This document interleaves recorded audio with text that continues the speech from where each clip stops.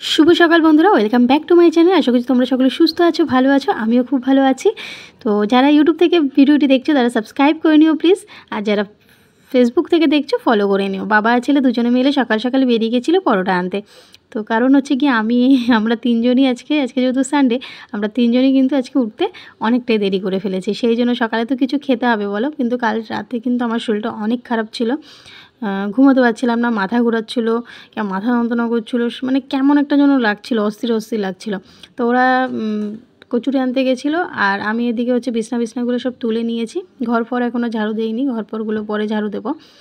তো আমার পাপা ওই দুটো টিফিন নিয়ে এসে, একটা ওর জন্য, ও নিয়ে যাবে সকালে খাবে, আর দুপুরের জন্য ওখানে গিয়ে ভাত কিনে খাবে আর কি।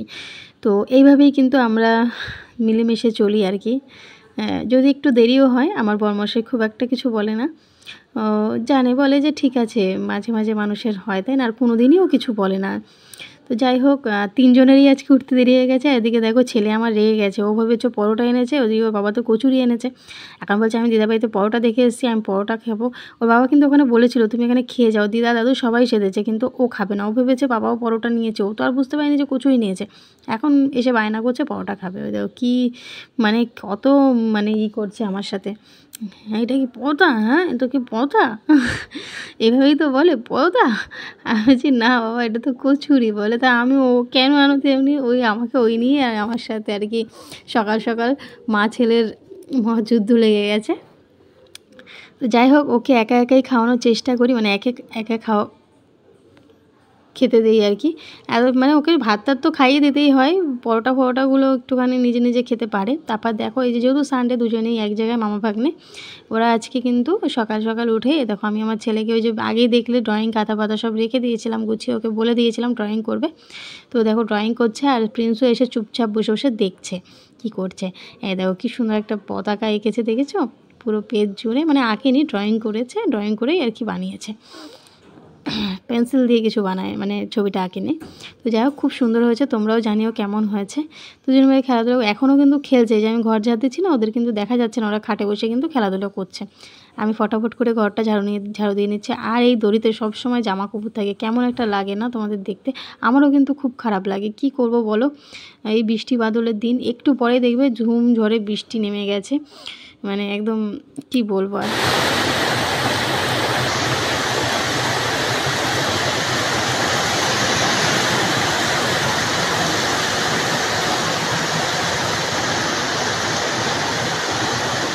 আওয়াজ তো পেলে কী পরিমাণে বৃষ্টি হচ্ছে, বললাম না, এই রোদ এই বৃষ্টি এইভাবেই চলছে দিনকাল, কি আর করা যাবে। আর শরীরটা কিন্তু অনেক খারাপ, গা হাত পা কাঁপছে।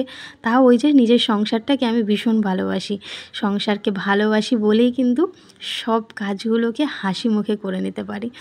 তো যতই তুমি বলো না কেন যে কষ্ট হোক, যাই হোক, ওই নোংরা থাকলে কিন্তু একদমই ভালো লাগে না, তাই না? কষ্ট হচ্ছে, গা হাত পা কাঁপছে, মাথা যন্ত্রণা, মাথা ঘোরাচ্ছে। তো যাই হোক, আর এই ফোনে কাজ করার পর থেকেই না মাথার যন্ত্রণাটা কিছুতেই পিছু ছাড়ছে না। তো যাই হোক, তবুও হাল ছাড়ছি না, কিছু তো একটা করতে হবে, নিজের পায়ে দাঁড়াতে হবে, বলো বন্ধুরা। জীবনে কিছু না করলে না, নিজেকে একটা কিছু করতে হয়, সে ছেলে হোক বা মেয়ে হোক। খাওয়া দাওয়া তো চলছেই, খাওয়া দাওয়া চলছে না এমন নয়, বর আমার খাওয়া দাওয়া সব কিছুরই নজর রাখে, সব কিছুই দেয়, কিন্তু নিজের যে একটা স্বাধীনতা, নিজের যে একটা কিছু করা, সেটা কিন্তু করতে হয়, একটা মেয়েকেও কিন্তু করতে হয়। তো যাই হোক, চেষ্টা করে যাচ্ছি যতই কষ্ট হোক। আর ওই যে বললাম, শরীরটা কিন্তু খুবই খারাপ। আর আজকে যে বাপের বাড়িতে মারও শরীরটা শুনছি খারাপ। তো আমি আর যেতে পারিনি, বাবা বললো, তো বাবা বলেছিল একবার যেতে, তো আমি বললাম না, ঘরে কাজ আছে, আর সত্যি কথা বলতে শরীরটা দিচ্ছে না, গা হাত পা কাঁপছে, হেঁটে যে যাবো সেই সাহসটা পাচ্ছি না আর কি। তো সেই জন্য বোনকে ডেকে নিয়েছে, বোন এসছে ওই বাড়িতে। তা বোনও ফোন করেছিল আমাকে, আয়। তা ওই বললাম যে ভালো লাগছে না শরীরটা। আরে দেখো, বেশি হচ্ছে, রোজকার দিন আমি এরকম চকাচক, আমি কিন্তু একটু পিটপিটে নিই কাজ বাজ দিক দিয়ে, আমি খুব সাফসাফাইভাবে কাজ করার চেষ্টা করি আর কি। তো এদিকে দেখতে পাচ্ছ, আমি ঘরটাও মুছে নিয়েছি, এখন বারান্দাটা মুছে নিচ্ছি। আর ওদিকে হচ্ছে গোডাউনে মাল নিতে এসছে ছেলেরা সব, মালিকের দোকান আছে তো জামা কাপড়, সেই জন্য। তো ওই যে বললাম, সংসারটাকে খুব ভালোবাসি, জানো তো, নিজের হাতে কাজ করার যে সুখ পাই না, সেই সুখটা কিন্তু একটা অন্যরকম। তো স্নান করে নিয়েছি, স্নান টান করে এই যে দেখো, কাজ তো অনেক কিছু করেছি, সবটা শেয়ার করলাম না তোমাদের সাথে। এদিকে হচ্ছে আলু সিদ্ধ ভাত আর ডিম সিদ্ধ করে নিচ্ছি। এটাই হচ্ছে মা ছেলে মিলে দুপুরবেলা খেয়ে নেবো। তো কেমন লাগলো